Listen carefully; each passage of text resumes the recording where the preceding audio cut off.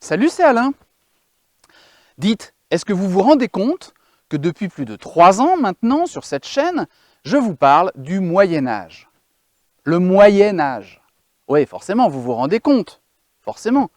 N'empêche qu'on aurait pu parler de Renaissance, voire de temps moderne ou d'une autre période. Mais non, il a fallu qu'on parle du Moyen-Âge. Pas complètement pourri, juste moyen. Oui, enfin, on parle aussi des Dark Ages, les âges sombres. L'art y est qualifié de gothique, c'est-à-dire barbare, puisque les Goths, ce sont ces envahisseurs germaniques venus du nord et de l'est, et qui ont, dit-on, ruiné le bel empire romain. Vraiment pas top la période, quoi. Mais dites-moi, pourquoi? Pourquoi ces 1000 années à peu près sont-elles autant dénigrées? Le Moyen-Âge, c'était si moyen que ça par rapport à la moyenne?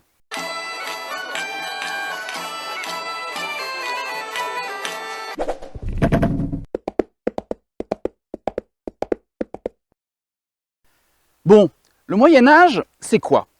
Pour la plupart d'entre nous, on l'a appris à l'école, c'est la période qui suit les fameuses invasions barbares et la chute de l'Empire romain. Adieu donc le monde civilisé avec ses termes et ses tout à l'égout. Adieu les grands philosophes. Ouais, ils sont surtout grecs ceux-là, mais bon, c'est pas grave, tout ça c'est l'Antiquité. Hein. Adieu aussi l'ordre de la Pax Romana, la démocratie et le bel empire moderne et éclairé. Bref, la liste est longue de tous les bienfaits antiques que les barbares goths et francs ont, croit-on, balayés pour le malheur de l'Occident. Et que dire de l'art? La pureté des formes grecques et romaines, la rigueur des lignes. C'est bien connu, l'art du Moyen-Âge est dégénéré. Le savoir-faire s'est perdu et les artistes ont produit des trucs de base, n'arrivant plus à rien. Je n'invente rien, c'est ce qui a longtemps été cru et qu'on lit encore parfois de nos jours. L'élan des grandes cathédrales, la recherche de hauteur, ne serait finalement que l'expression d'un art rustre, un peu sauvage. Ne trouve-t-on pas dans une lettre adressée à Jean de Médicis, pape de 1513 à 1521 sous le nom de Léon X, et qui est attribué aux plus célèbres artistes italiens du début du XVIe siècle, l'explication de l'arc brisé, invention nordique due aux barbares utilisant pour la construction de leurs bâtiments, je cite, « des arbres vivants dont les branches étaient recourbées et jointes au sommet ». Pour ces spécialistes, ce n'est ni esthétique ni solide et techniquement peu évolué. Il serait trop long de lister ici tout ce qui participe à l'image négative du Moyen-Âge. Et on a déjà tous entendu cette fameuse phrase « Non mais on n'est plus au Moyen-Âge quand même !» Comparé à tous les bienfaits et toute la beauté de l'Antiquité, le Moyen-Âge, finalement, ça reste encore très souvent la désolation des campagnes, le poids des impôts et de la fameuse corvée, sans oublier les scandaleux droits du seigneur, du fameux droit de cuissage qui n'a pourtant jamais existé, à l'omniprésent échafaud. L'insécurité sur les routes et le mépris des chevaliers face aux pauvres gens, les querelles entre princes, les guerres civiles, la maladie, l'obscurantisme de la religion. Bref, c'est la barbarie, le retour au chaos. C'est la fameuse citation lors du massacre de Béziers en 1209. « Tuez-les tous, Dieu reconnaîtra les siens ». Alors, non. Le Moyen-Âge, ce n'est rien de tout cela. Et cela fait plus de 100 ans que les historiens ont prouvé et admis que cette phrase n'avait jamais été dite. Voir encore les choses de façon aussi caricaturale, c'est extrêmement partial et subjectif. Et en plus, ça ne correspond pas à la réalité historique. Alors je manque de temps pour casser un à un tous les mythes qu'on associe généralement au Moyen-Âge. J'en ai malgré tout déjà traité quelques-uns, comme la notion de féodalité ou la situation de la femme médiévale, entre autres. Mais revenons rapidement sur quelques points parmi les plus importants. Déjà, dire que les invasions barbares ont balayé tout ce qui était romain est une profonde erreur. Je l'ai déjà abordé dans une vidéo précédente, le concept même d'invasion est à relativiser fortement. L'Empire romain a cessé en 496, quand il n'y a plus eu d'empereur à Rome. mais sans réellement s'écrouler comme une structure trop fragile. C'est son propre développement, son expansion et l'intégration de peuples extérieurs conquis à la Rome italienne initiale qui a conduit à son éclatement et à des royaumes indépendants. Mais là-dedans, pas de barbarie et pas de sauvage. N'oublions quand même pas que la langue est restée latine quand même. Les Gaulois, les Francs et leurs cultures orales n'ont eu qu'une influence modeste, tout bien considérée, dans la langue et dans la culture médiévale. Les textes officiels étaient écrits en latin, de même que la poésie. Et le passage à la langue et à la littérature romane, comme leur nom l'indique, est très teinté de culture romaine. Parlons-en d'ailleurs de la littérature. Les chansons de geste ont-elles quelque chose à envier au récit homérique ? Toute la poésie a-t-elle à rougir devant les vers latins ?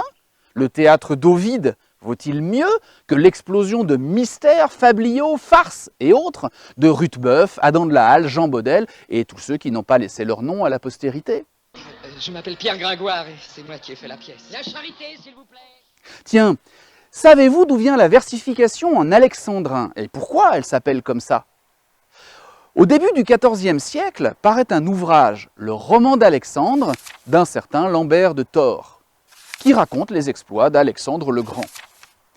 Accessoirement, c'est bien là la preuve qu'on n'a pas tout oublié de l'Antiquité, car ce n'est là qu'une énième réécriture sur le même thème, et ce depuis le IVe siècle. Toujours est-il que ce roman est écrit en vers de 12 syllabes, et que ce style va faire la gloire des poètes et écrivains de théâtre à partir du XVIe siècle. Ça nous vient pourtant du Moyen-Âge. Quant à croire que toute la connaissance des Grecs et des Romains a été balayée et oubliée, c'est une absurdité, comme je viens de le montrer. D'Isidore de Séville à Jacques de Voragine, en passant par tous les auteurs, religieux ou non, tous se réfèrent à Aristote ou Platon et autres savants et philosophes de l'Antiquité. Et que dire de la médecine médiévale, tellement liée à celle d'Hippocrate et de Galien, mais aussi qui a tellement progressé et su dépasser la sagesse relative des anciens. Pour l'architecture, faut-il vraiment relever la bêtise de ce mot gothique, c'est-à-dire barbare, hein ? On est bien d'accord. Déjà, dire que toute l'architecture du Moyen-Âge a oublié les principes antiques, c'est idiot. L'art roman, dont le nom est bien tiré du mot romain, je n'ai pas fini de le rappeler, est plein de colonnes, d'arcs en plein cintre, de chapiteaux et de trucs qu'on trouve sur les monuments grecs et romains. Ce qu'on appelle très improprement l'art gothique. Initialement, ça s'appelle l'art français, parce que c'est né en France. Je parle bien sûr de ce qu'on appelle la France du Moyen-Âge, c'est-à-dire les terres appartenant au roi de France. Et plus précisément à Saint-Denis, où la basilique est l'ancêtre de toutes les cathédrales gothiques. Et loin d'être inspiré des forêts sauvages d'Allemagne, il cherche la nouveauté dans la hauteur et la lumière. Car l'art gothique, c'est la lumière et la couleur, assez absent, il faut le dire, dans les édifices grecs et romains. Du moins sous cette forme réunie, en quelque sorte, grâce à la multiplication des vitraux. Le reste, arcs brisés et arcs boutants, n'en sont que les moyens. Ce n'est pas une régression, mais une vraie évolution. Dans les siècles qui ont suivi le Moyen-Âge, est-ce qu'on peut en dire autant ? Quand a-t-on cherché à inventer sans se contenter de reproduire une soi-disant perfection antique ? Il a fallu en laisser passer des siècles et attendre la généralisation du fer plus l'invention du béton qui ont rendu possible de vraies nouvelles choses. Quant à la peinture et la sculpture, considérées pendant longtemps comme l'œuvre de pseudo-artistes qui auraient oublié les techniques anciennes, elles sont au contraire le résultat d'une vraie démarche artistique, pensée, méditée. L'absence de profondeur d'une tapisserie ou d'une peinture, les échelles improbables entre les différents personnages, sont des outils narratifs et ne sont pas dus à un manque de compétences. Ici, on a sur une même scène la figuration de l'écoulement du temps, comme ces chevaux de la tapisserie de Bayeux qui passe du pas au galop sans qu'on s'en rende compte. Là, c'est la hiérarchie entre les personnages et leur importance qui est figurée par leur taille. Jamais on n'a autant utilisé la notion de symbolisme, n'ayant pas oublié comment on représentait au plus près la nature, mais au contraire, ayant cherché à s'affranchir de cette représentation trop fidèle et sans aucune portée pédagogique. Les livres d'heures ne sont pas que des textes à lire, mais aussi des illustrations à méditer, y compris dans leurs moindres détails.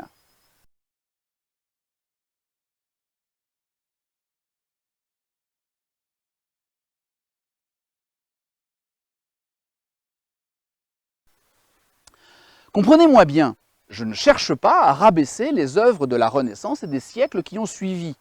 Ce n'est pas les rabaisser que d'essayer de rendre à l'art décrié du Moyen-Âge sa vraie valeur.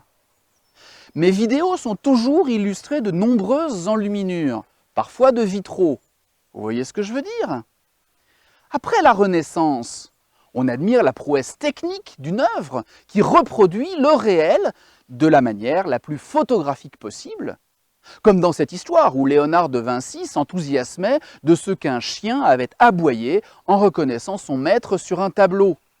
Cette légende est d'ailleurs récurrente et renforce le lien avec l'Antiquité où elle existait déjà. Au Moyen-Âge, on cherche volontairement, dans une certaine simplicité, l'expression du divin et une idéalisation du sujet représenté. Comme ces gisants de la commande de Saint-Louis à Saint-Denis, qui sont tous beaux, grands, majestueux, parfaits. Mais peut-on vraiment dire que les enluminures du livre de Kels ou les mosaïques byzantines, pour ne citer qu'elles, sont des œuvres barbares sans aucune technique? Quant à l'aspect glauque et misérable de la vie médiévale en général, de quoi parle-t-on? De pauvres chaumières peu chauffées que les hommes partagent avec le bétail? Ouais, ça, j'ai bien peur que ce ne soit pas spécifique au Moyen-Âge, mais que ça ait perduré dans les campagnes françaises jusqu'au début du XXe siècle. Les ravages de la guerre, les querelles entre puissants? Parce qu'il n'y avait pas de guerre dans l'Antiquité? L'Empire romain a été construit sur quoi? Et les guerres d'Italie à la Renaissance? Puis les guerres de religion? Il n'y a jamais eu dans l'histoire de période aussi longue, sans bataille, sur le territoire français que celle que nous vivons actuellement. Le Moyen-Âge est très loin d'être pire qu'une autre époque. C'est au contraire une période de relative stabilité, de progrès social, on l'a vu quand on a parlé de la féodalité, de richesse, mais oui, due notamment à de nombreuses inventions, comme la charrue, l'amélioration des moulins à eau, et leur utilisation dans les scieries de bois, mais aussi de pierre, le foulage de la laine, la fabrication de la farine, bien sûr. Sans parler du compas et de l'astrolabe, du métier à tisser, j'en passe et de meilleurs, la liste est vraiment très très longue. Et c'est normal. En près de 1000 ans, imaginez que les gens ont attendu les bras croisés sans chercher à améliorer leur quotidien, est une absurdité. Alors le poids des impôts, l'insécurité, faut-il vraiment qu'on en parle et qu'on compare avec la situation actuelle? L'Église et la religion chrétienne?